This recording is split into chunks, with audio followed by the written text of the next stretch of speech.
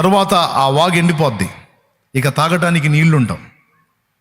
అప్పుడు దేవుడు ఏలియాతో మాట్లాడతాడు, నీవు లేచి సీదోను సంబంధమగు సారెపతు ప్రాంతానికి వెళ్ళు, అక్కడ నిన్ను పోషించినట్లు నేను ఒక విధవరాలికి సెలవిచ్చితున్నా. నేను అక్కడి నుంచి లేచి ఆ ప్రాంతానికి వెళ్తాడు ఏలియా. ఎక్కడికి వెళ్తాడు? సీదోను సంబంధముగా సారెపతుకి వెళ్తాడు. వెళ్ళినప్పుడు పట్టణపు గవిలోనికి వెళ్ళినప్పుడు, ఆ ప్రాంతపు గవిలోకి వెళ్ళినప్పుడు ఒక ఆమె పొలలు ఏరుకుంటా ఉంటుంది, ఒక స్త్రీ విధవరాలు. ఆమె దగ్గరికి వెళ్ళి, అమ్మ కాసిన నీళ్ళు అని అడుగుతాడు. ఆమె నీళ్లతో పాటు అప్పం ఒకటి చేసుకొని రమ్మంటాడు. నీళ్ళు ఈటానికి పోద్ది. అది వెళ్తుంటే ఆమెకు చెప్తాడు, అమ్మ ఆ చేత్తోనే చిన్న అప్పం ఒకటి చేసుకొని రా అంటాడు. అప్పుడు ఆమె అంటది, తొట్టిలో పట్టెడు పిండియో బుడ్డిలో కొంచెం కుమారుడు చావక మునిపే వాటిని తినున్నట్లు ఆ కొంచెం మాత్రం ముందు వెళ్ళినవాడా, నీళ్ళైతే తేగలను కానీ నీకు తెచ్చిపెట్టేదానికి రొట్టెలు లేవు అని ఆమె చెప్పినప్పుడు ఆయన అంటాడు, ఆ ఉన్న దానిలోనే కొంచెం నా కోసం ఒక చిన్న అప్పం చేసుకొని రా.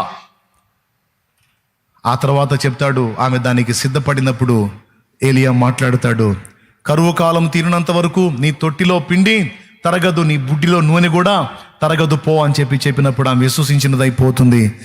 పోయినప్పుడు అక్కడ మనకు కనపడుతుంది. ఇక్కడ కూడా మొన్న అజయ్ ఒక మంచి తలంపు మాట్లాడాడు.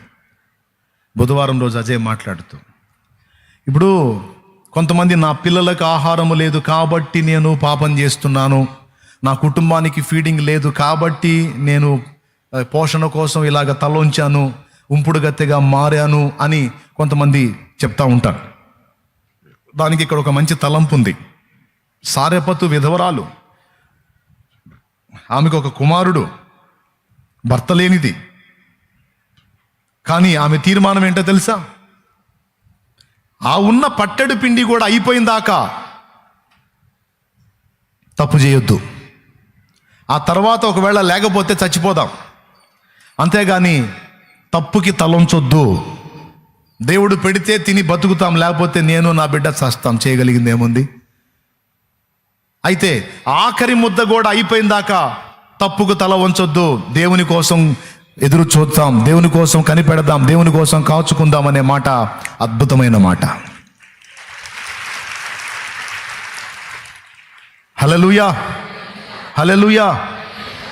ఒకసారి రైస్ అయిపోయిందని తమ్ముళ్ళు నా దగ్గరకు వచ్చారు. కరోనా కష్టకాలంలో రైస్ అయిపోయిందన్నా, అందరికీ పనిచేసాం, మరి లేదు అంటే ఇంకెన్ని బస్తాలు ఉన్నాయంటే సారెపతు విధవరాలు చెప్పినట్టు చెప్పారు. తొట్టిలో పట్టెడు పిండి బుడ్డిలో కొంచెం నూనె అన్నట్టు.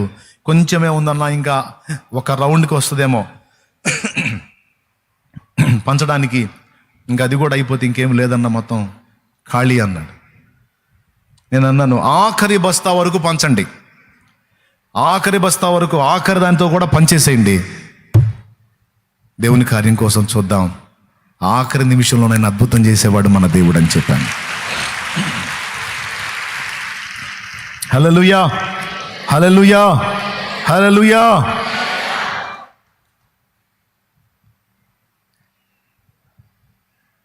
దేవుని కృపను బట్టి ఆఖరి బ్యాగ్ పూర్తి కాకముందే మళ్ళా కొన్ని వచ్చి నింపబడ్డాయి.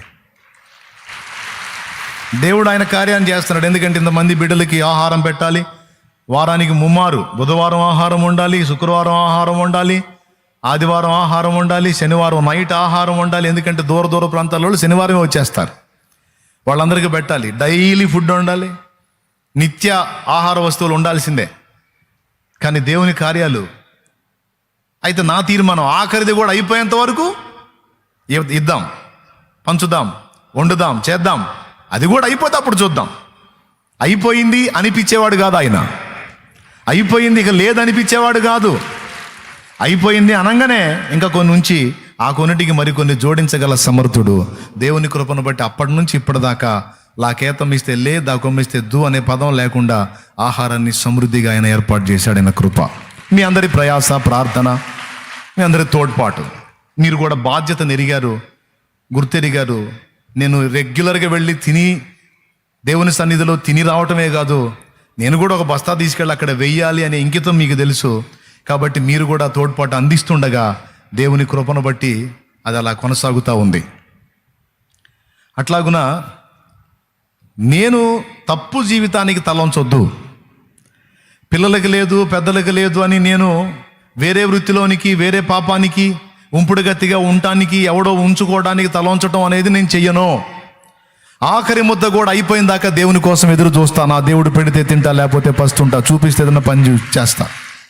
అంతేగాని పొట్ట కోసమనో, నా పొట్ట కోసమనో, పిల్లల పొట్ట కోసమనో అని నేను పాపానికి తలలోంచి శాపాన్ని నేను తెచ్చుకొని పిల్లలకు తెచ్చి పెట్టను అనే తీర్మానంలో స్త్రీలు ఉండాలి. ఎంతమందికి అర్థమైంది? ముఖ్యంగా లేడీస్. తొందరపడి పాపానికి తల వంచి మళ్ళీ సెంటిమెంట్గా మాట్లాడటానికి ట్రై చేయొద్దు. నాకు లేదు అందుకని నేను ఈ పని చేశాను అనొద్దు. నువ్వు దేవుని భక్తి కలిగిన స్త్రీవైతే, పరిశుద్ధాత్మను పొందిన వ్యక్తివైతే, పరిశుద్ధాత్మ సంబంధివైతే చెడుతనానికి తలంచొద్దు.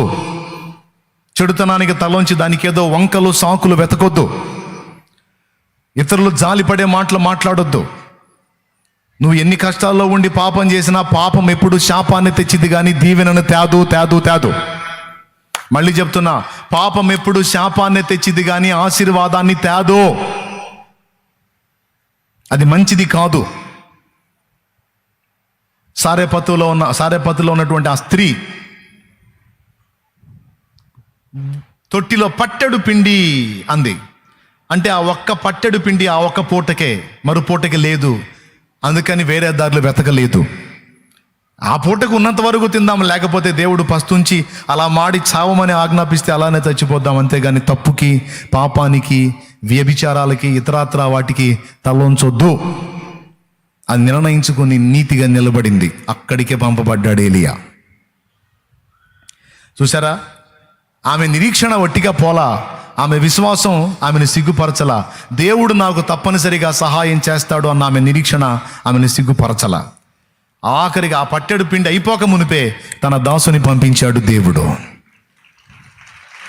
ఏలియాను ఆమె ఇంటికి పంపించి ఆమెతో మాట్లాడించి ఆమె చేత ఒక అప్పం పొందేటట్టు చేశాడు. ఆమె అప్పం చేసుకొని ఏలియాకి తీసుకొచ్చింది. ఆ తర్వాత ఆయన చెప్పిన మాట ప్రకారం మళ్ళీ చూస్తే తొట్టి నిండా పిండి. ఎంత తీసినా మళ్ళీ వస్తానే ఉంది. ఆ నూనె ఎంత పోసి ఎన్ని రొట్టెలు కాల్చినా మళ్ళీ నూనె వస్తానే ఉంది.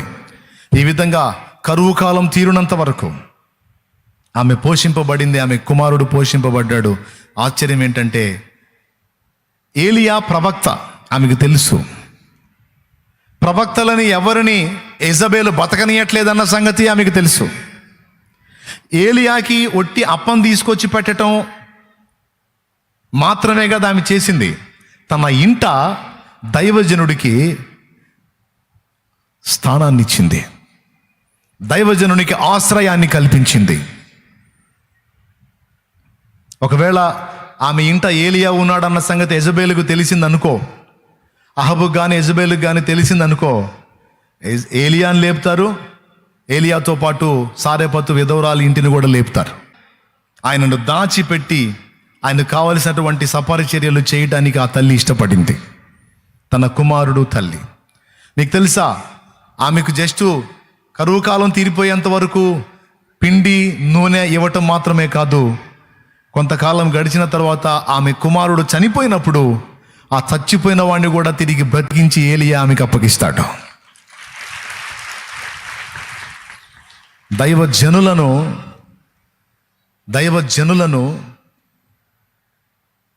ఎలా గౌరవించాలో, ఎలా సన్మానించాలో, వారిని ఎలాగా ఆదరించాలో, ఎలా తోడ్పాటు అందించాలో సారెపత్తు విధవరాలు నేర్పింది. ఆమెను గురించి క్రొత్త నిబంధనలో యేసు ప్రభు కూడా ఎత్తి మాట్లాడతాడు.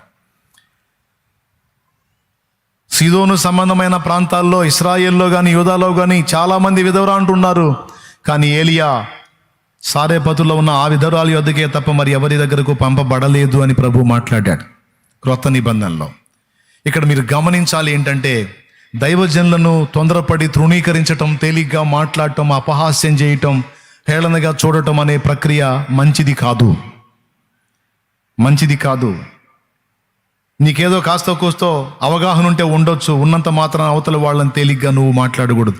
దైవజనుడు, దేవుని చేత ఏర్పరచబడినవాడు, దేవుని అభిషేకం పొందినవాడు, ఆత్మలను రక్షణలోకి నడిపించినవాడు, దేవుని పనిముట్టు, దేవుని పాత్ర అంటే ఆ పాత్రని ఇంటి ముంగిటికి వస్తే తప్పకుండా ఆ వ్యక్తికి చేయదగ్గ మర్యాదను నువ్వు చేసి పంపించడం ఎంతైనా మంచిది.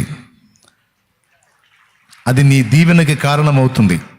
దేవుని వాక్యంలో రాయబడి ఉంది, నా పేరిట వచ్చువాన్ని చేర్చుకొని గిన్నెడు చన్నీళ్ళు ఇచ్చిన వాడు తన ఫలము పోగొట్టుకున్నాడని మీతో నిశ్చయముగా చెప్పుచున్నానని రాయబడి ఉంది. నాకు తెలుసు షాలేం రాజన్న మీ ఇంటి ముందుకు వస్తే తప్పకుండా మీరు సాధారణంగా ఆహ్వానిస్తారు, గణపరుస్తారు, గౌరవిస్తారు.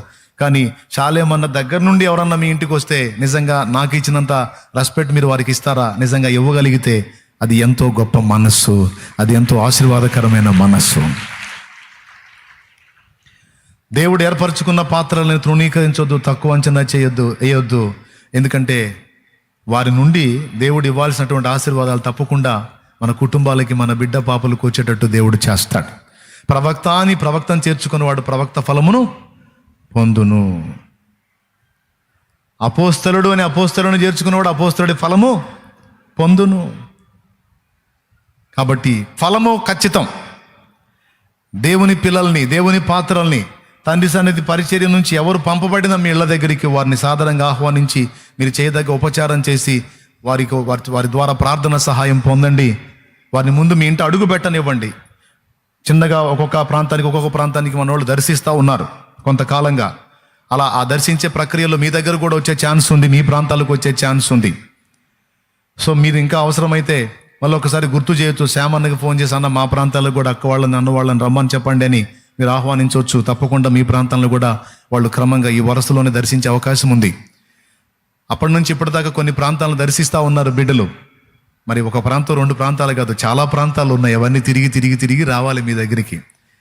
కాబట్టి ఇది కూడా గుర్తుపెట్టుకుని మీ ఇంట కూటాలు పెట్టుకున్నా, మీ ఇంట ఏదైనా కృతజ్ఞత కూటం పెట్టినా, ఏ కూటం పెట్టినా, ఏ పరిచర్య చేసిన, వాక్య పరిచర్య చేసిన వాళ్ళని గౌరవించండి.